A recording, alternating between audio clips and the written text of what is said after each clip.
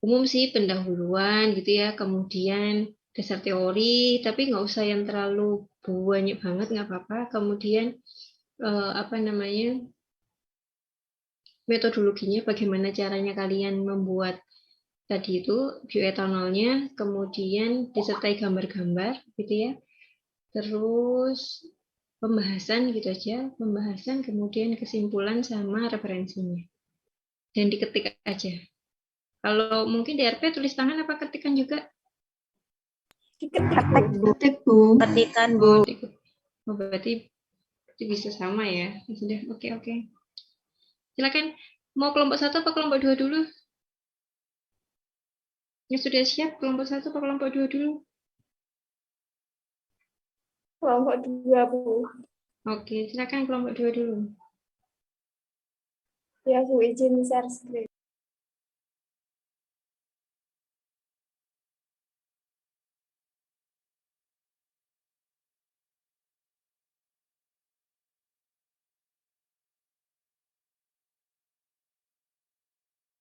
Permisi, apakah sudah terlihat? Sudah, silakan.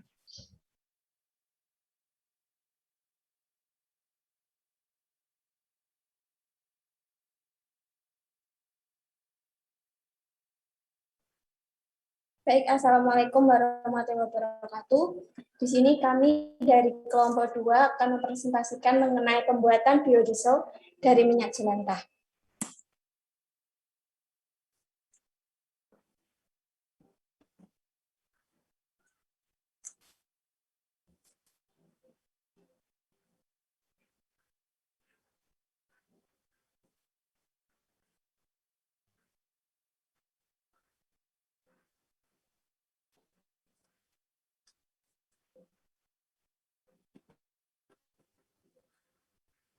Mohon maaf, Bu.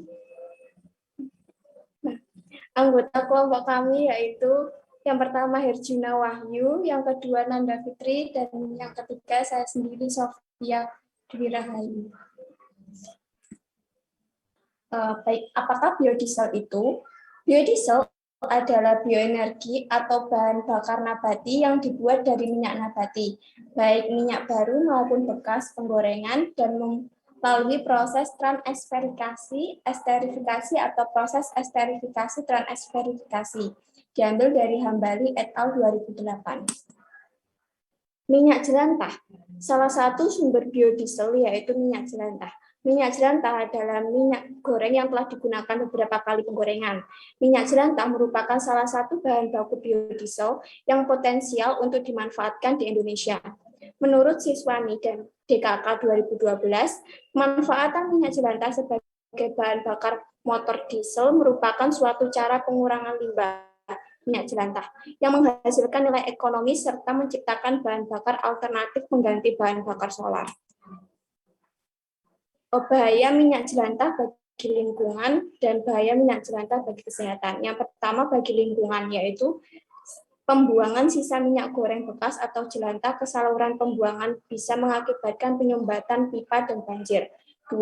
Hanya dengan 1 liter minyak goreng yang digunakan adalah cukup untuk mencemari sampai 1 juta liter air. Ketika dikirim ke TPA, minyak dapat mencemari sungai, mencemari air rembesan, tanaman yang mengakibatkan terhambatnya proses oksigenasi sehingga membunuh ikan dan kehidupan air lainnya. Minyak jelantah bahaya bagi kesehatan. 1. Mengonsumsi minyak ini berpengaruh timbulnya asam lemak trans yang dapat merubah HDL kolesterol menjadi LDL kolesterol. 2. Kandungan asam lemak jenuh penyebab penyakit jantung koroner serta stroke. 3. Jelantah mudah mengalami oksidasi jika disimpan berbau tengi, di mana sangat disukai jamur aflatoksin sebagai area berkembang biak.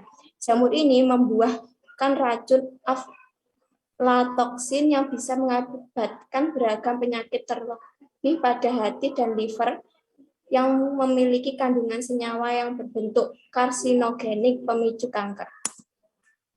Untuk itu, perlu penanganan yang tepat agar limbah minyak jelantah ini dapat bermanfaat dan tidak menimbulkan kerugian dari aspek kesehatan manusia dan lingkungan, yaitu dengan pengolahan minyak jelantah menjadi bahan bakar biodiesel. Tantangan utama produksi biodiesel ini dari minyak jelantah adalah tingginya presentasi asam lemak bebas (FFA) dalam bahan baku. Proses pembuatan biodiesel dari minyak jelantah akan dilanjutkan oleh Sofia. Baik, terima kasih atas waktunya. Di sini saya Sofia Dwi Rahayu akan melanjutkan presentasi dari teman saya Nanda. Alat dan bahan yang digunakan adalah alatnya itu neraca analitik, kemudian batang pengaduk, kemudian 1 set alat titrasi, yang keempat penangas, yang kelima pompa vakum, yang keenam kertas saring, 7 corong pisah, 8 termometer, 9 labu leher 3, 10 kondensor, 11 Erlenmeyer, 12 gelas kimia, dan 13 1 set alat kromatografi gas. Kemudian bahannya yang digunakan itu minyak jelantah, kemudian metanol, kemudian yang ketiga natrium hidroksida, yang keempat asam asetat, yang kelima asam sulfat, yang keenam asam klorida, yang ketujuh aquades, yang kedelapan penoftalen, dan yang kesembilan kulit pisang sepatu. Next.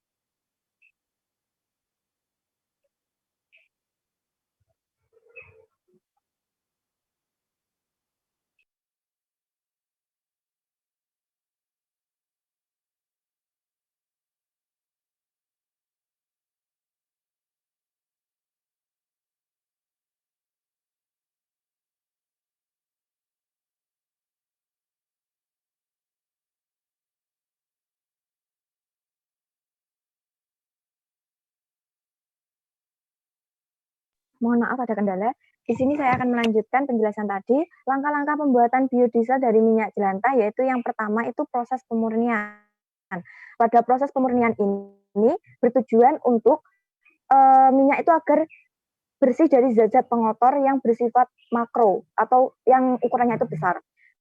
Kemudian proses pemurnian ini ada 3 langkah, yaitu proses despicing.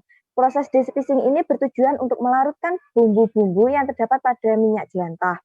Pada proses ini, minyak dicampur dengan aquades dengan komposisi itu 1:1, lalu dilakukan pemanasan hingga sebagian aquades itu menguap, agar kotoran yang ada pada minyak larut dalam aquades dan sebagian kotoran mengendap di atas permukaan aquades. Kemudian, kotoran yang mengendap tadi disaring menggunakan kertas saring dan campuran antara minyak dengan aquades dipisahkan menggunakan corong pisah sehingga diperoleh minyak hasil despicing yang bebas aquades. Di sini ada gambar. Itu kan ada hitam-hitam, itu adalah zat pengotornya yang disaring dengan kertas saring. Next. Kemudian proses dari pemurnian yang kedua yaitu proses netralisasi. Tujuannya itu untuk menurunkan kadar asam lemak bebas yang terkandung di dalam minyak jelantah. Pada proses ini dilakukan pemanasan sampai suhunya 35 derajat Celcius.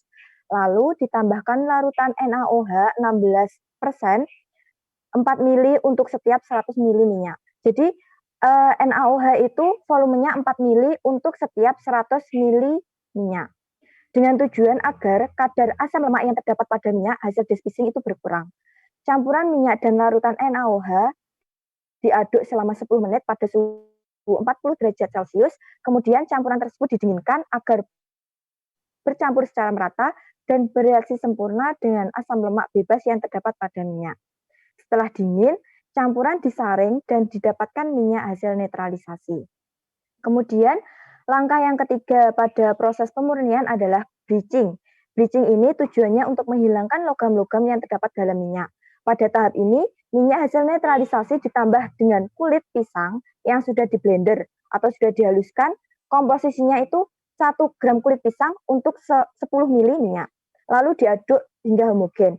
Fungsi dari penambahan kulit pisang ini adalah sebagai adsorben untuk menyerap logam-logam yang terdapat pada minyak. Setelah tercampur rata, campuran dipanaskan sampai suhu 100 derajat Celcius agar kadar air dari minyak berkurang, lalu disaring menggunakan kertas saring sehingga didapatkan minyak hasil pemurnian. Next. Nah, selanjutnya pengujian kadar asam lemak bebas atau FFA dengan menggunakan metode titrasi asam basa. Pertama adalah mereaksikan minyak hasil pemurnian tadi dengan metanol, lalu dilakukan pemanasan. Fungsi pemanasan ini adalah agar larut sempurna sehingga asam lemak bebas yang bersifat nonpolar dalam minyak juga ikut terlarut dengan metanol serta dapat mempercepat reaksi. Kemudian campuran tersebut dibagi menjadi 3 bagian dan menambahkan 3 tetes indikator phenolphthalein pada masing-masing bagian. Setelah itu dititrasi dengan KOH 0,1 N sampai berubah warna menjadi merah muda dan tidak hilang selama 30 detik. Warna merah jambu menunjukkan bahwa KOH sudah bereaksi sempurna dengan asam lemak bebas. Penggunaan KOH saat proses titrasi bertujuan untuk menentukan kadar asam lemak bebas yang terkandung dalam minyak. Hasil analisis bilangan asam pada minyak jelantah kampung sebelum pemurnian adalah 1,346 mg KOH per gram, dan setelah pemurnian itu didapatkan 0,6732 mg KOH. Hal ini menunjukkan bahwa proses pemurnian dapat menurunkan kadar asam dari minyak jelantah. Kemudian proses selanjutnya adalah proses esterifikasi. Proses esterifikasi itu adalah reaksi antara asam lemak bebas dengan alkohol yang menghasilkan air dan ester. Tujuan dari proses esterifikasi adalah menurunkan bilangan asam yang masih tinggi sehingga tidak terjadi reaksi penyabunan pada tahap transesterifikasi yang sangat mengganggu proses pemisahan pemurnian biodiesel. Minyak hasil pemurnian itu direflux pada suhu 50-60 derajat Celcius selama 1 jam. Selanjutnya, menambahkan metanol dan asam sulfat yang telah dicampur, ukurannya itu 20 ml metanol dan 1 ml asam sulfat. Fungsi metanol adalah sebagai pereaksi dan asam sulfat sebagai katalis. Katalis itu untuk mempercepat proses reaksi. Setelah 1 jam, hasil reflux dipisahkan menggunakan corong pisah dan didiamkan kurang lebih 1 jam, sehingga terbentuk 2 lapisan, yaitu lapisan bawah itu produk air, dan lapisan atasnya campuran metil ester, lalu dipindahkan ke wadah-wadah yang berbeda. Hasil analisis bilangan asam dari minyak jelantah kampung setelah proses esterifikasi itu 0,3366 mg. Hal ini menunjukkan bahwa proses esterifikasi dapat menurunkan bilangan asam secara signifikan. Next. Baik, untuk penjelasan selanjutnya akan dilanjutkan teman saya. Saya akan melanjutkan presentasi dari Mbak Sophia. Proses transesterifikasi. Proses transesterifikasi adalah proses pengeluaran gliserin dari minyak dan mereaksikan asam lemak bebas dengan alkohol menjadi metil ester menggunakan katalis basa. Penggunaan katalis basa memiliki resiko terbentuknya sabun karena adanya reaksi penyaburan antara asam lemak bebas dengan kation alkali Na+. Dari katalis basa yang digunakan, jenis katalis yang sering dipakai adalah natrium hidroksida (NaOH) dan kalium hidroksida. Dalam reaksi transesterifikasi, katalis akan memecah rantai kimia minyak nabati, sehingga rantai ester minyak nabati akan lepas. Ester yang terlepas akan bereaksi dengan alkohol, sehingga akan membentuk senyawa metil ester, biodiesel, dan gliserol sebagai hasil sampingnya. Next.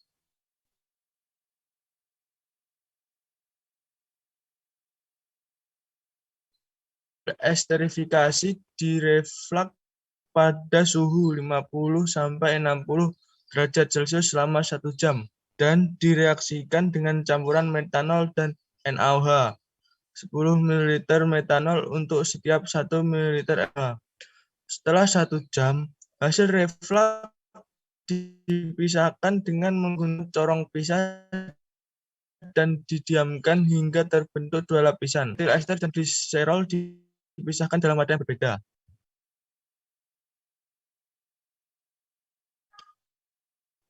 Next. Tujuan dari proses pencucian yaitu untuk memurnikan biodiesel yang dihasilkan dari proses transesterifikasi. Pada proses ini, Aquades dipanaskan hingga suhu 60 derajat Celcius, kemudian dimasukkan biodiesel ke dalam corong pisah dan juga Aquades yang telah dipanaskan.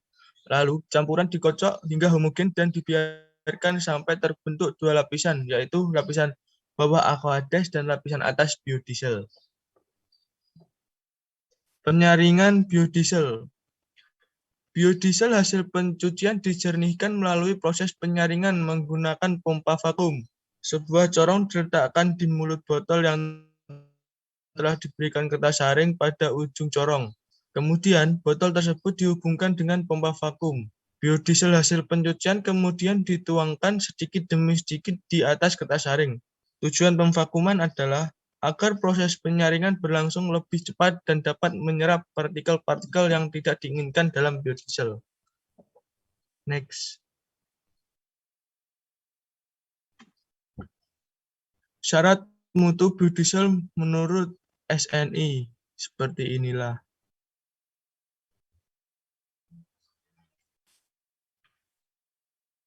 Ini hasil analisis biodiesel seperti inilah.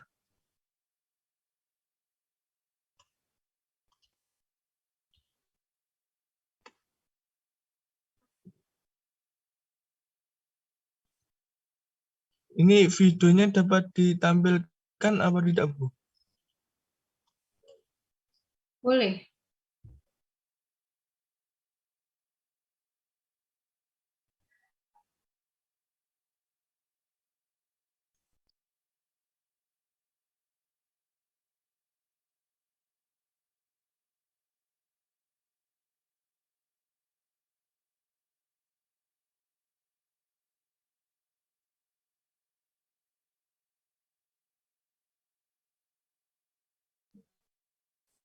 Ini adalah untuk video tutorial pembuatan biodiesel.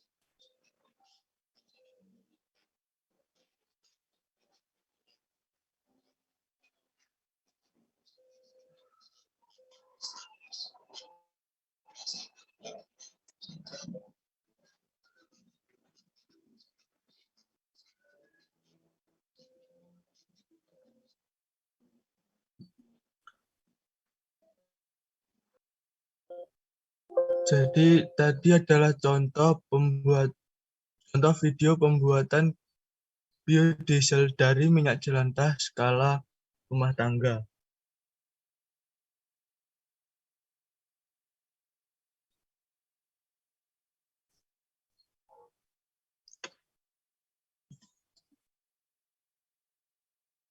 Melanjutkan tadi, daftar pustaka. Jurnal Entropi volume 11 nomor 2 Gorontalo State University Indonesia. Inovasi penelitian, pendidikan, dan pembelajaran sains pengolahan minyak jelantah menjadi biodiesel. Akses pada 23 September 2021.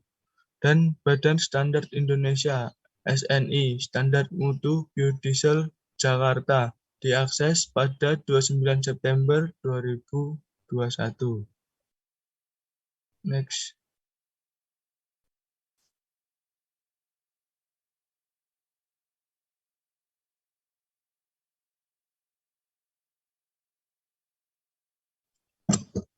Terima kasih. Kalau teman-teman ada yang ingin bertanya, monggo.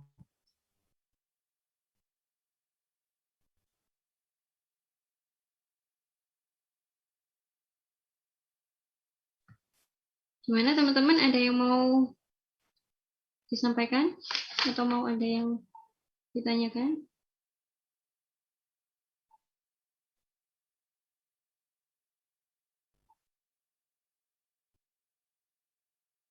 Nggak ada? Cukup jelas semua? Jelas ya, apalagi dilihatkan videonya tadi sudah punya bayangan. Jadi kalian bisa bikin biodiesel di rumah sendiri, masing-masing gitu ya. Bisa dipraktekkan dengan soda api sama metanol. Mungkin butuhnya beli metanol ya. Tapi metanol bisa dibeli secara umum ya, secara ecer bisa ya. Jadi bisa dibeli metanol sama soda api. Soda apinya sebagai pengganti alkalinya ya. Jadi seperti itu. Sederhana ternyata, ya kan? Dan bisa digunakan untuk bahan bakar gitu ya. Karena skala rumah tangga mungkin tadi nggak tidak diteliti berapa kadar dari angka setannya dan sebagainya. Jadi dia hanya bisa digunakan untuk nyala api dan sebagainya, bisa digunakan sebagai bahan bakar seperti itu. Oke. Oke, ini sudah lebih baik lagi. Silakan Anda. Sudah lebih baik lagi ya, sudah dilengkapi ya. Ini berarti ya kalau yang kemarin kan mungkin banyak yang belum ada referensinya, ini sudah disampaikan referensinya. Juga ada ditambahkan dengan video pembuatannya. Jadi mungkin teman-teman di sini jadi bisa lebih jelas bagaimana sih cara pembuatan biodiesel. Ternyata sederhana sekali. Seperti itu ya. Oke, terima kasih untuk kelompok 2. Kita lanjut ke kelompok 1 ya. Kelompok 1 ada? Ada, Bu. Ada, Bu. Silakan kelompok 1.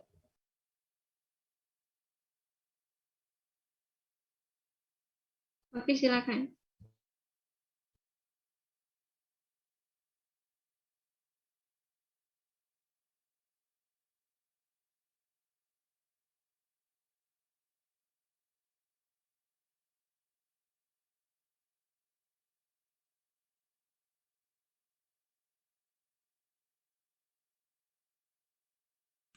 Baik, Assalamualaikum warahmatullahi wabarakatuh. Kami dari kelompok 1 akan menjelaskan mengenai pembuatan biodiesel dari kelapa sawit. Next.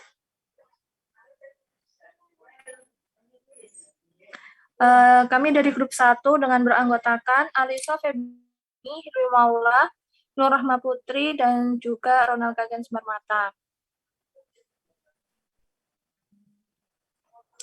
Baik, untuk yang pertama, latar belakang.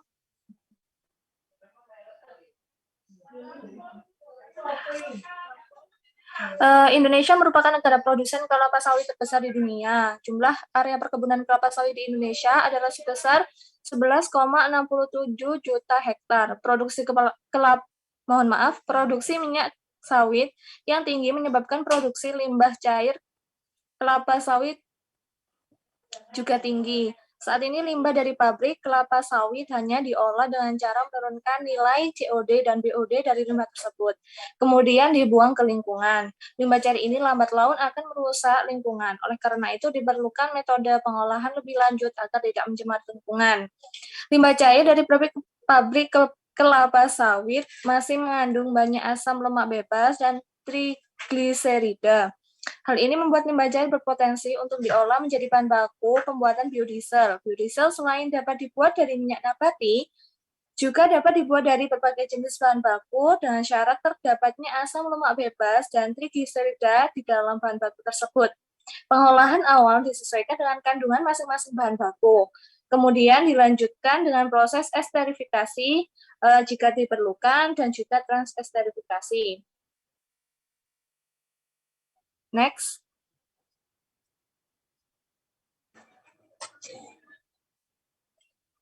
Di sini biodiesel merupakan energi alternatif yang ramah lingkungan karena kandungan sulfur yang lebih rendah dibandingkan dengan solar dari minyak bumi, serta emisi yang ditimbulkan lebih baik. Selain itu, biodiesel terbuat dari minyak nabati yang bersifat dapat diperbarui sehingga produksi biodiesel bersifat sustainable.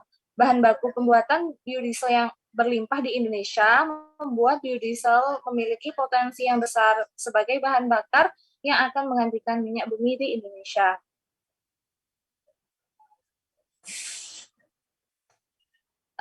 Baik, selanjutnya akan dijelaskan oleh Nur Rahma. Baik, selanjutnya yaitu proses pengolahan minyak kelapa sawit. Yang pertama, itu penerimaan buah. Penerimaan buah dimulai dengan penimbangan buah atau netonya yang diterima atau masuk ke dalam pabrik. Selanjutnya diangkut menuju loading room atau tempat pengumpulan buah. Sebelum proses perebusan, ini ada beberapa pintu yang terhubung dengan lori perebusan, umumnya berkapasitas 10-12 ton per pintu. Lalu yang kedua, pembongkaran buah atau loading room. Pada loading room, kurang lebih 5% dari jumlah truk buah disortir berdasarkan mutu. Selanjutnya, buah dipindahkan ke dalam ranjang lori rebusan yang berkapasitas kurang lebih 2,5.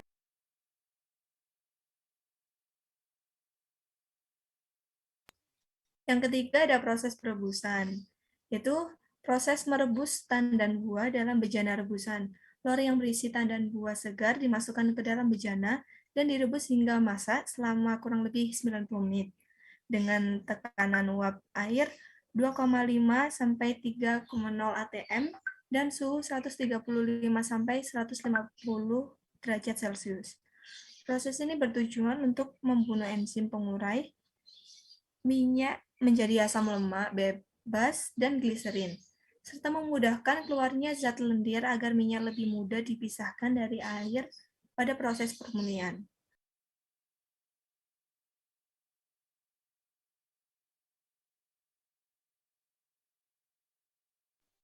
Yang keempat ada pelepasan buah. Tandan buah yang telah direbus tadi dimasukkan ke dalam mesin pelepas buah atau thresher. Kemudian prinsip kerjanya yaitu berupa silinder yang berputar pada porosnya yang dipasang secara horizontal. Itu menurut Ersan pada tahun 2004.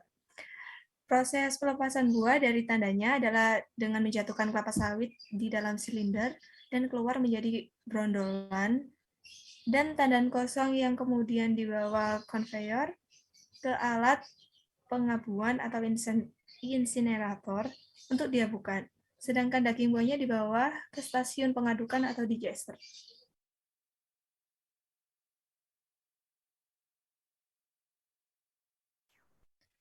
Lalu selanjutnya yang kelima yaitu pelumatan atau digester. Pelumatan atau pengadukan dilaksanakan di dalam mesin digester, yaitu bejana dengan pisau pengaduk. Daging buah dilumatkan untuk memecahkan jaringan sel minyaknya. Proses ini dilakukan pemanasan dengan uap pada suhu 85-95 derajat Celcius agar minyak tidak kental sehingga mudah dikeluarkan pada proses pengeluaran minyak. Yang keenam, yaitu proses pengeluaran minyak. Pengeluaran minyak atau biasa disebut pengampaan adalah mengeluarkan minyak dalam daging buah yang telah dilumatkan dengan cara ditempa atau dipres. sehingga minyak terpisah dari ampasnya. Selanjutnya, ditampung dalam bak setelah melalui vibrating screen untuk memisahkan sabut dari biji, kemudian dialirkan ke dalam tangki minyak kasar.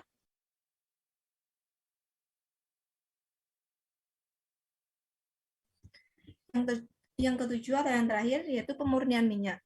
Pemurnian minyak adalah proses pemisahan minyak dari bahan-bahan non-minyak seperti serat, kotoran, pasir, air, dan lain-lain. Langkah-langkah proses tersebut yaitu yang pertama, minyak ditampung dalam bak pengendap agar bahan-bahan non-minyak tadi mengendap. Kemudian disalurkan ke vibrator spin 20 mesh untuk menyaring kotoran. Kemudian kotoran dialirkan kembali ke digester dengan konveyor. Dan minyak yang tersaring dialirkan ke crude oil tank. Lalu yang ketiga, minyak dipompakan ke disenter untuk pemisahan fraksi padat. Kemudian dialirkan ke continuous settling tank untuk pemisahan dari kotoran berdasarkan perbedaan berat jenis. Minyak yang ada pada bagian atas dialirkan ke dalam tangki minyak, dan selanjutnya minyak yang belum murni akan dimurnikan. Dan selanjutnya minyak yang sudah murni akan dimurnikan dengan purifier.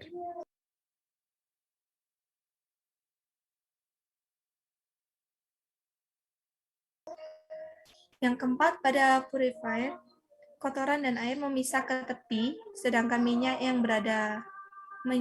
berada di bagian tengah, lalu minyak tersebut dialirkan ke vacuum dryer, sedangkan kotoran dialirkan ke parit, kemudian dikumpulkan pada fat pit.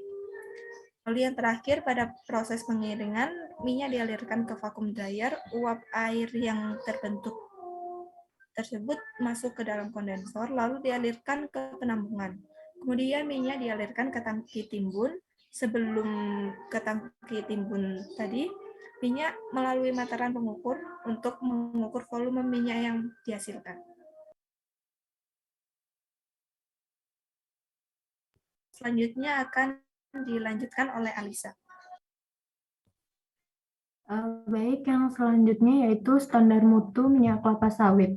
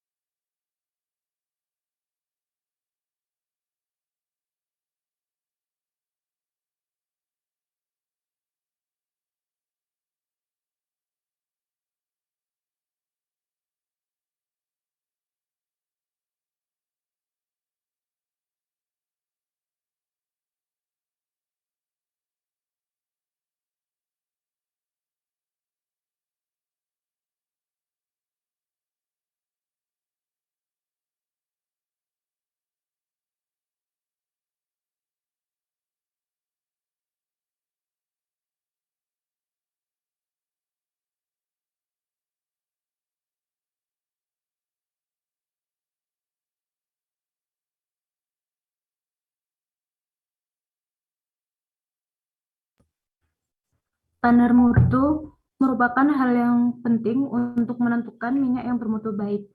Mutu diukur berdasarkan spesifikasi standar mutu internasional, meliputi kadar asam lemak bebas, air, kotoran, dan logam. Kebutuhan mutu crude palm oil atau CPO sebagai bahan baku industri pangan dan non-pangan berbeda. Oleh karena itu, keaslian, kesegaran, kemurnian, dan aspek higienisnya harus diperhatikan. Istilah mutu dibedakan menjadi dua arti. Pertama, yaitu mutu minyak sawit dalam arti benar-benar murni dan tidak tercampur dengan minyak nabati lain. Mutu minyak sawit murni dapat ditentukan melalui sifat-sifat fisiknya, antara lain titik lebur, angka penyabunan, dan bilangan yodium. Sedangkan yang kedua, yaitu mutu minyak sawit dilihat menurut ukuran, di mana syarat mutunya diukur berdasarkan spesifikasi standar mutu internasional yang meliputi kadar asam lemak bebas, air, kotoran, logam besi, logam tembaga, peroksida, dan ukuran pemucatan.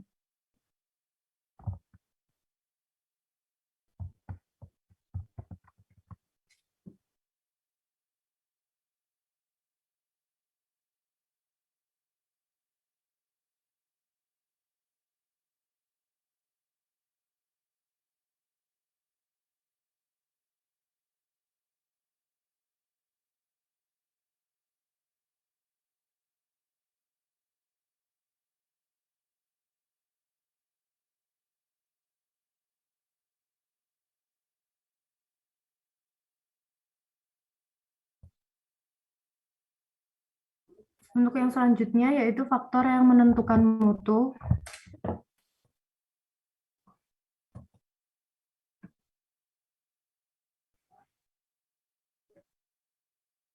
Ada beberapa faktor yang menentukan standar mutu, yaitu kandungan air, kotoran, asam lemak bebas atau ALB, warna, dan bilangan peroksida. Faktor lain yang mempengaruhi standar mutu adalah titik cair kandungan gliserida, refining loss, plastisitas, dan supredability, kejernihan kandungan logam berat, serta bilangan penyabunan, yaitu berdasarkan Pasaribu 2004.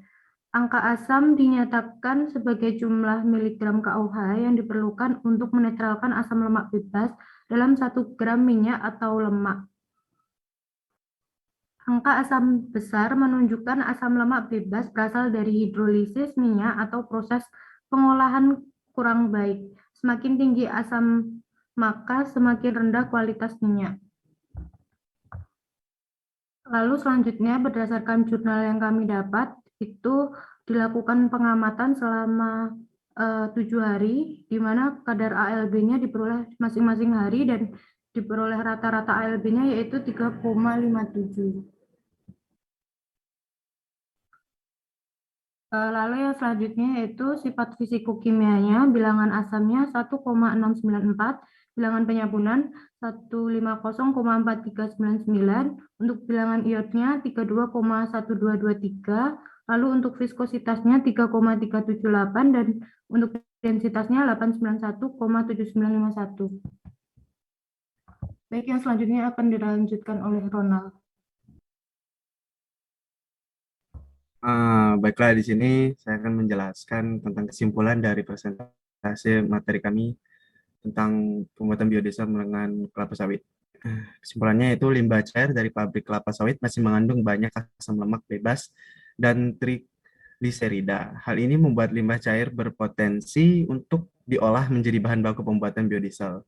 Biodiesel selain dapat dibuat dari minyak nabati, juga dapat dibuat dari berbagai jenis bahan baku dengan syarat terdapatnya asam lemak bebas dan trigliserida. Di dalam bahan baku tersebut, pengolahan awal disesuaikan dengan kandungan masing-masing bahan baku, kemudian dilanjutkan dengan proses esterifikasi jika diperlukan dan transesterifikasi. Dalam proses pengolahan minyak kelapa sawit terdapat beberapa proses yang sudah dijelaskan tadi. Yang pertama adalah penerimaan buah, yang kedua bongkaran buah, yang ketiga perebusan, yang keempat pelepasan buah, yang kelima pelumatan, yang keenam pengeluaran minyak, dan yang terakhir adalah pemurnian minyak.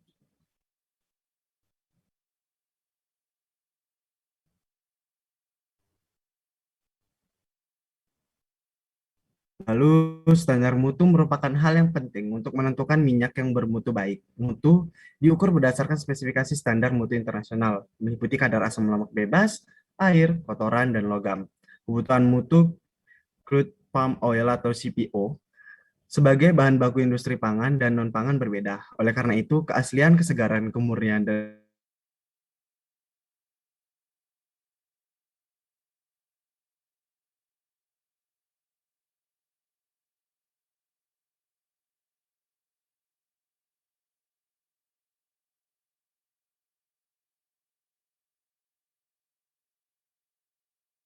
predability, kejernihan kandungan logam berat, serta bilangan penyabunan Ini ada di Jurnal Pasaribu tahun 2004. Dan ini adalah daftar pustaka yang kami jadikan sebagai acuan sumber kami dalam presentase pada hari ini. Sekian dan terima kasih. Jika ada pertanyaan dari kelompok satu tentang apa yang kami presentasikan, dipersilahkan.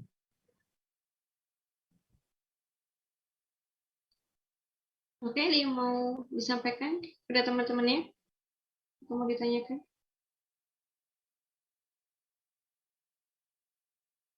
Adakah? Oke. Kalau tadi saya lihat, tadi itu mungkin masih sampai tahap pemurnian minyak. Minyak yang didapat di sini belum sampai jadi biodiesel. Jadi itu tadi prosesnya itu tadi kan hanya dari awal buahnya kemudian diolah gitu kan ya. Dia diolah sampai dia dipres untuk mendapatkan minyak, minyaknya dimurnikan. Nah, berarti ini masih dalam tahap minyak. Berarti masih minyak nabati. Ya, jadi ini masih minyak nabatinya saja, tapi dia belum ada perlakuan untuk dijadikan biodiesel. Di kesimpulan, kalian menjelaskan adanya esterifikasi, proses esterifikasi ya, untuk menurunkan kadar asam lemak bebasnya, kemudian juga setelah itu dilakukan proses transesterifikasi, kan seperti itu ya. Nah, itu belum ada di pembahasan kalian tentang pembuatan biodieselnya. Jadi tadi ini kalau saya lihat ini hanya sampai kalian mendapatkan minyaknya saja, baru minyak, jadi baru ekstraksi minyak dengan cara dipres, kemudian minyaknya dimurnikan, gitu kan. Kalau minyak sawit ini kan memang kalau dibilang itu dia adalah yang terefisien gitu ya, karena apa? Dia bisa digunakan untuk pangan, baik pangan maupun non pangan gitu kan ya. Dia ada CPO yang menghasilkan CPO, di mana yang tadi CPO ini yang kalian sampaikan tadi itu yang bisa digunakan turunannya CPO tadi ini yang bisa digunakan sebagai bahan baku biodiesel ya. Terus ada yang PKO, CPO, PKO. Kalau PKO itu nanti seperti minyak kelapa gitu ya. Jadi kan dia bisa bermacam-macam. Nanti ada yang setelah dilalui RPFAD ya, RPFAD itu terus dia menghasilkan bisa diolah sebagai minyak goreng, digunakan minyak goreng, ataupun dia bisa digunakan sebagai minyak margarin, bukan minyak ya, margarin, dan kemudian pembuatan sabun dan sebagainya. Nah, terus bawahnya dari yang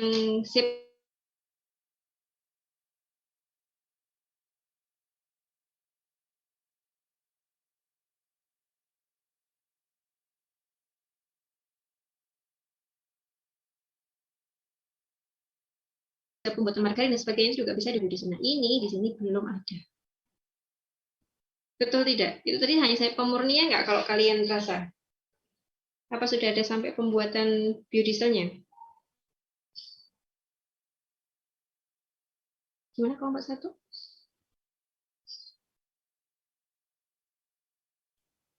Izin masuk, mohon maaf sebelumnya. Memang dari tahapannya masih dari pemurnian. Berarti dari kelompok kami belum menyampaikan hal itu. Mohon maaf sebelumnya, Bu. Nih, jadi nanti tolong ditambahkan ya. Jadi ini kan memang masih tahap pemurnian saja. Nanti ditambahkan bagaimana sampai dia terbentuk biodiesel. Karena yang kita harapkan kan dia menjadi biodiesel, gitu ya. Ditambahkan itu. Jadi tadi sifat-sifat fisikokimianya itu adalah sifat fisikokimia dari minyak nabatinya. Kayak kalian bilang-bilangan asam, terus iod, itu kan dari si minyak nabatinya tadi. Kalau sudah kalian standar SNI-nya itu adalah standar SNI biodiesel, bukan minyak yang dicari, tapi ada standar nasional Indonesianya untuk biodiesel seperti apa, berapa angka setananya gitu ya, terus berapa titik nyalanya gitu ya, nilainya lain dan sebagainya, itu yang dilihat. Jadi kok tadi itu masih standar baku mutunya untuk minyaknya saja. Gitu ya. Halo, ini kemana semua sih? Kok nggak ada wajahnya? Saya pengen lihat wajahnya. Ini saya sendirian yang tampil loh ini. Nanti jangan tidur semua ini.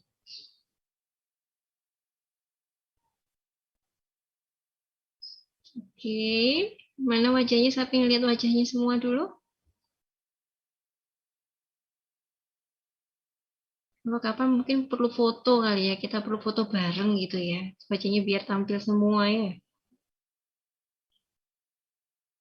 Dika mana Dika? Dika kok nggak ada Dika, Risma, Herjuna tadi mana Herjuna? Nah gini dong, kan tampan-tampan dan cantik-cantik kelihatan ya saya. Jadi nggak saya sendirian ya. Oke, tinggal Dika sama Herjuna masih ada di tempat tidak itu Dika sama Herjuna? Dika tadi izin ke kamar mandi, Bu. Oh, oke. Dika izin ke kamar mandi. Herjuna mana Herjuna? Mana Herjuna? Oke. Jadi cek kamar mandi ya. Nah, gini dong, gini kan kelihatan. Saya nggak sendirian. Tadi saya ngomong semuanya gelap deh, nggak kelihatan. Saya ngomong sama siapa gitu ya?